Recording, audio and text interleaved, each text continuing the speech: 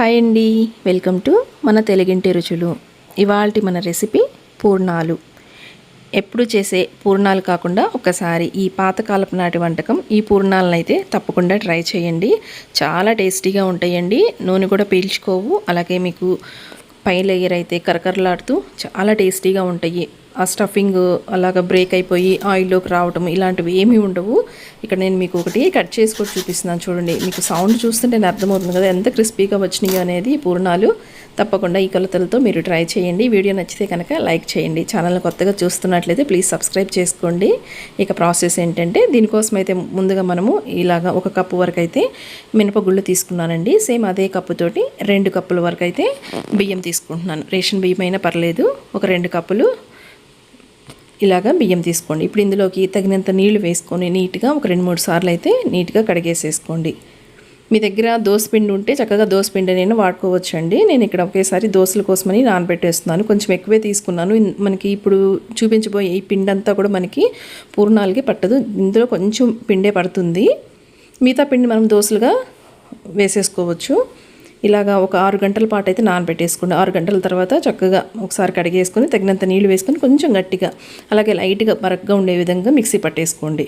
Mixie పట్టేసుకున్న తర్వాత night అంతా అలాగ బయట పెట్టేసేయండి. పులుస్తుంది కదా. నెక్స్ట్ డే మార్నింగ్ ఇక్కడ ఎంతవరకు కావాలో అంతవరకు అయితే పిండిని తీసేసుకొని పక్కన పెట్టుకుంటున్నానండి. మిగతా పిండి మనము దోశలకు వాడేసుకోవచ్చు.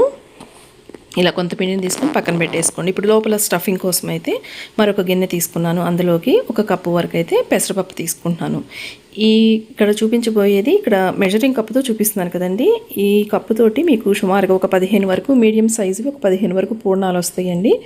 దానిని బట్టి మీరు కొలతలు అడ్జస్ట్ చేసుకోండి. నీట్గా ఒక 2-3 సార్లు అయితే పెసరపప్పుని కడిగేసి పెట్టేసుకోండి. ఇప్పుడు ఈ పప్పు మునిగే విధంగా నీళ్ళు వేసుకోండి. ఇలాగ నీళ్ళు వేసేసుకొని ఒక 3 గంటల పాటు అయితే నానబెట్టేసుకొని సరిపోతుంది. ఇక్కడ 3 గంటలు బాగా నానిన తర్వాత నేను మీకు చూపిస్తున్నానండి. చక్కగా నానిపోయినాయి. ఇప్పుడు ఇందులో ఉన్న ఎక్సెస్ వాటర్ అంతా కూడా వంపేసేయండి. మొత్తాన్ని కూడా నీళ్ళన్నీ తీసేసి పెట్టేసుకోండి. ఇప్పుడు ఒక మిక్సీ జార్ తీసుకోండి. అందులోకి ఇలాగ కొంచెం కొంచెంగా బ్యాచెస్ వైజ్గా పెసరపప్పును వేసుకోండి. ఇది గ్రైండ్ చేసుకోవడానికి ఎక్కువ నీళ్ళు వేయొద్దండి. చాలా కొంచెం వేసుకోండి. అవసరాన్ని బట్టే కొంచెం వేసుకోండి. జస్ట్ నేను ఒక ½ టీ గ్లాస్ వరకు వేసాను నీళ్ళు అంతే. కొంచెం లైట్గా బరకు ఉండే విధంగా మిక్సీ పట్టేసుకోండి. ఇప్పుడు ఈ మిక్సీ పట్టుకున్న ఈ బ్యాటర్ని ఒక గిన్నెలోకి తీసుకుంటున్నాను. నెక్స్ట్ మిగతా పప్పు ఉన్నాయి కదా, వాటిని కూడా సేమ్ ఇదే విధంగా ఇలాగ గ్రైండ్ చేసుకొని ఈ మిశ్రమాన్ని పక్కన పెట్టేసేయండి. ఇప్పుడు వీటికి ఇడ్లీ పాత్ర ప్లేట్ ఒకటి తీసుకోండి. అందులోకి ఇలాగ కొంచెం నెయ్యి వేసుకోండి. నెయ్యి వేసేసి కొంచెం ఇలాగా వీడియోలో చూపిస్తున్న విధంగా స్ప్రెడ్ చేసుకోండి. మనం ఇడ్లీలు ఎలా వేసుకుంటాం సేమ్ అదే విధంగా ఈ పెసర పిండి బ్యాటర్ ఉంది కదా, ఇలాగా కొంచెం థిక్గానే వేసుకోండి. చక్కగా ఉడికిపోతాయండి. ఎలాంటి ప్రాబ్లం ఉండదు. ఇలాగా మీకు ఎన్ని ప్లేట్స్కి వస్తే అన్ని ప్లేట్స్కి ఈ విధంగా ఫస్ట్ పెట్టేసుకోండి. మనం ఇడ్లీ ఎలాగా ఆవిరికి ఉడికించుకుంటాం స్టీమ్కి సేమ్ అదే విధంగా ఇవి ఉడకడానికైతే ఒక 15-20 నిమిషాలు టైం పడుతుంది. ఒక 15 మినిట్స్ తర్వాత ఒకసారి మీరు చెక్ చేసుకోండి. హై ఫ్లేమ్లో పెట్టేసేయండి. మీకు ఒక 15-20 నిమిషాలు చక్కగా ఉడికిపోతాయండి. ఒకసారి ఇలాగ నైఫ్తో చెక్ చేసుకోండి అవి ఉడికినాయో లేదో. ఒక నైఫ్ని గుచ్చారంటే మీకు అది ఏమీ అంటుకోకుండా వచ్చిందంటే కనుక చక్కగా ఉడికిపోయినట్లే. ఇప్పుడు స్టవ్ ఆఫ్ చేసి ఈ ప్లేట్ని తీసి పక్కన పెట్టేసి కొంచెం చల్లారే విధంగా పక్కన పెట్టేసేయండి. ఈలోపు పాకం కోసం అయితే సేమ్ అదే కప్పుతోటి 1.5 కప్పు వరకు ఇలాగా బెల్లం తురుము తీసుకోండి. కరెక్ట్గా సరిపోతుందండి స్వీటు. మీకు కొంచెం స్వీటు మైల్డ్గా ఇష్టపడే వాళ్ళైతే సరిపోతుంది. కాదు కొంచెం మీకు కావాలనుకుంటే కనుక మరి 1/2 కప్పు 1/2 కప్పు అలా వేసుకోండి. 1/2 కప్పు వరకు నీళ్లు వేసుకోండి. స్టవ్ ఆన్ చేసి స్టవ్ మీద పెట్టేసి బెల్లం మొత్తం కూడా కరిగించేసుకోవాలి. కరిగిన తర్వాత ఇమీడియట్గా స్టవ్ ఆఫ్ చేయొద్దండి. 1 నిమిషం పాటు అలాగా ఉడికించుకోండి. కొంచెం లైట్గా చిక్కబడినట్లుగా ఉంటుంది అంతే. మరి ఎక్కువ పాకం వచ్చేంత వరకు ఉంచకూడదు. జస్ట్ మీకు కరిగిన తర్వాత 1 మినిట్ అలాగా బాయిల్ అవనిచ్చి స్టవ్ ఆఫ్ చేసేయండి. స్టవ్ ఆఫ్ చేసి తర్వాత చూడండి ఇక్కడ నేను ఎండు కొబ్బరి తీసుకుంటున్నానండి. మీ దగ్గర పచ్చి కొబ్బరి ఉంటే చక్కగా పచ్చి కొబ్బరి అయినా తీసుకోండి. ఒక చిన్న మీడియం సైజు ఒక చిప్ అయితే తీసుకుంటున్నాను. ఈ విధంగా తురిమేసేసుకోండి. లేదు మీకు మిక్సీ జార్లో వేసుకోవాలన్నా చిన్న చిన్న ముక్కలుగా కట్ చేసుకొని మిక్సీ జార్లో వేసుకున్నా కూడా సేమ్ ఇదే విధంగా వస్తుంది. చూడండి 1/2 కప్పు తీసుకున్నాను.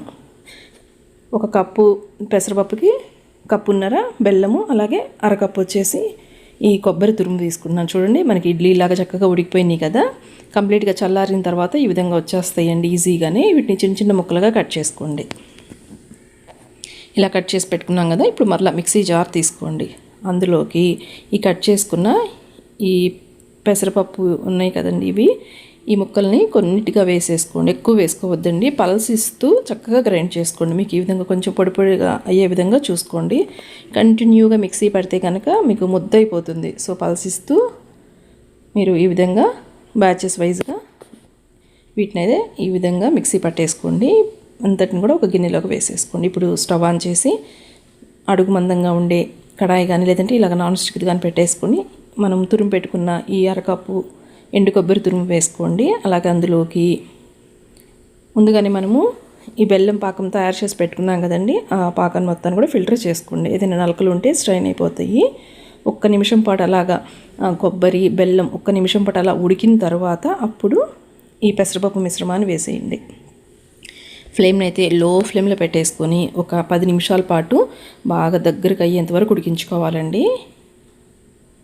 చూడండి, మీరు పచ్చి కొబ్బరి వేసే పనికైతే కనుక ఫస్ట్ పచ్చి కొబ్బరిని ఒక 5 నిమిషాల పాటు అలాగా రోస్ట్ చేయండి. రోస్ట్ చేసిన తర్వాత అప్పుడు బెల్లం పాకం వేసుకున్న తర్వాత 1 నిమిషం అలాగ ఉడికిన తర్వాత అప్పుడు ఈ పెసరపప్పు మిశ్రమాన్ని వేయండి. ఇక ఫైనల్గా కొంచెం యాలకుల పొడి అలాగే లైట్గా సాల్ట్ వేసుకోండి. పించ్ ఆఫ్ సాల్ట్ అండి, చిటికెడు సాల్ట్ అలాగ వేసేసుకొని ఒకసారి కలిపేసి ఇక స్టవ్ ఆఫ్ చేసేయండి.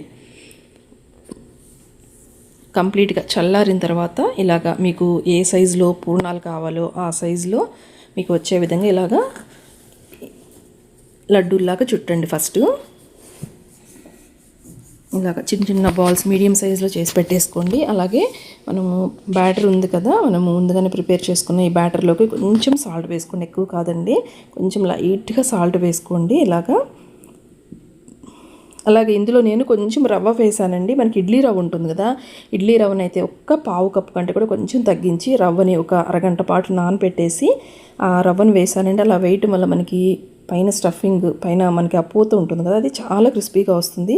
మీకు ఇష్టం ఉంటే కనుక అలా కూడా ట్రై చేయండి. ఆ క్లిప్పింగ్ అనేది మిస్ అయింది.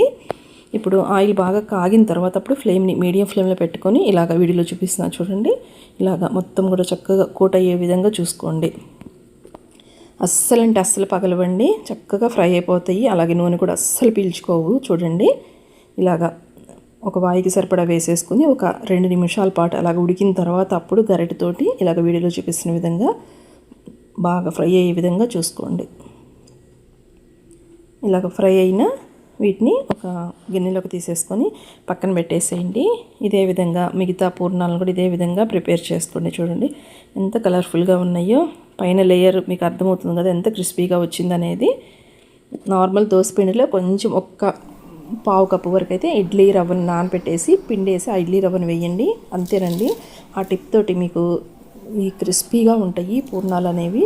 చూడండి, తప్పకుండా ఈ పద్ధతిలో ఒకసారి మీరు ట్రై చేసి చూడండి. వీడియో నచ్చితే కనుక ప్లీజ్ లైక్ చేయండి. ఛానల్ కొత్తగా చూస్తున్నట్లయితే ప్లీజ్ సబ్స్క్రైబ్ చేయండి ఫ్రెండ్స్. Thank you.